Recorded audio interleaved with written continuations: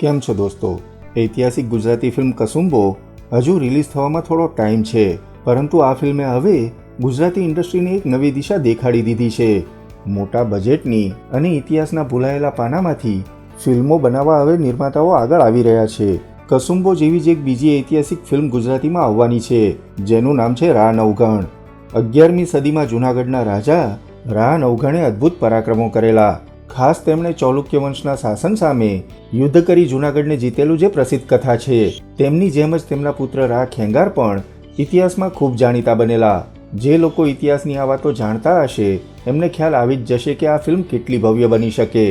રા નવઘણના નામથી જ ગુજરાતીમાં 2 ફિલ્મો 1956 અને 1976માં બનેલી છે, જેમાં 1976ની રા નવઘણમાં ગુજરાતની સૌથી હિટ જોડી ઉપેન્દ્ર ત્રિવેદી અને સ્નેહલતા જોવા મળેલા.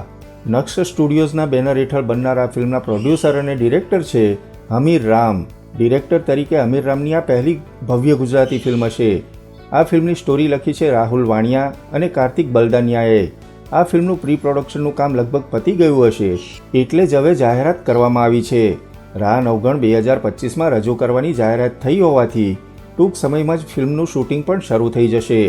આ ફિલ્મ વિશે નવી કોઈ અપડેટ આવશે અમે તમને જરૂર જણાવીશું. તો તેના માટે હંમેશા જોડાયેલા રહો ફિલ્મ રિવ્યૂ ગુજરાતી સાથે. જય જય ગરવી ગુજરાત.